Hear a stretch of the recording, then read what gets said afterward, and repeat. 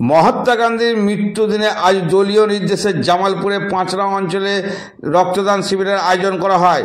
এই শিবিরে রক্তদাতাদের উৎসাহিত করতে উপস্থিত ছিলেন তৃণমূল কংগ্রেসের ব্লক সভাপতি মেহবুব খান, কার্যকরী সভাপতি ভূতনাথ মালিক, শ্রমিক সংগঠনের ব্লক সভাপতি তাবারক আলী মণ্ডল ও অঞ্চল সভাপতি জয়দেব দাস, অঞ্চল প্রধান বিকাশ পাকড়ে সহ অন্যান্যরা।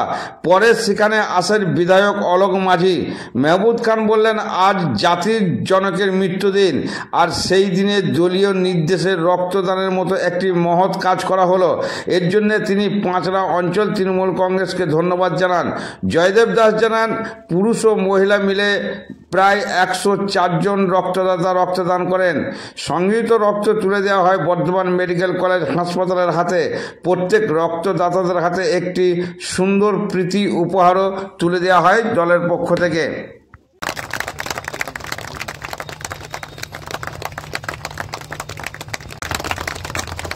এরপর পাঁচরা অঞ্চল তৃণমূল কংগ্রেসের আজকে ৭৭তম আমাদের জাতির জনক মহাত্মা গান্ধীজির আজকে মৃত্যুবার্ষিকী।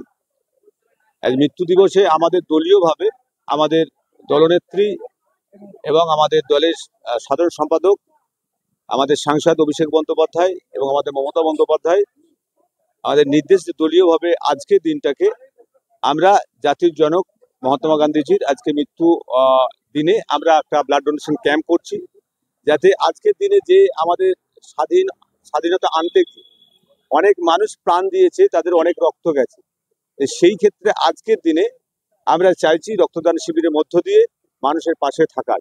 কারণ আজকে আমাদের তৃণমূল কংগ্রেসের পক্ষ থেকে আজকে পাঁচরা অঞ্চলে আমাদের উপস্থিত আছেন আমাদের প্রধান বিকাশ পাকড়ে, আছেন আমাদের অঞ্চল সভাপতি জয়দেব দাস, উপপ্রধান সাবিত্রী এবং পঞ্চায়েত সমিতির মেম্বার এবং পঞ্চায়েতের সদস্যা এবং জামালপুর পঞ্চায়েত সমিতির সহসভাপতি ভূতনাথ মালিক এবং আইটিসিউ সেলের সভাপতি তাবারক আলী মণ্ডল এবং এখানে আমাদের ইমতিয়াজ আছে এবং আমাদের এখানে আত্মা কমিটির চেয়ারম্যান আমাদের লালু আছে এবং এখানে প্রত্যেকটা তৃণমূল কংগ্রেসের যারা সৈনিক প্রত্যেকেই তারা আজকে ব্লাড আমাদের 100 জনকে ব্লাড দেওয়ার জন্য আজকে আয়োজন করা হয়েছে। এই প্রত্যেকেই জামালপুর ব্লক তৃণমূল কংগ্রেসের পক্ষ থেকে প্রত্যেকটা তৃণমূল কংগ্রেসের কর্মী এবং সাধারণ মানুষকে আজকের দিনে প্রত্যেককে শুভেচ্ছা রইল। সকলে ভালো থাকবেন, সুস্থ থাকবেন, মানুষের কাজ করে যাবেন, সাম্প্রদায়িক সম্প্রীতি বজায় রাখবেন।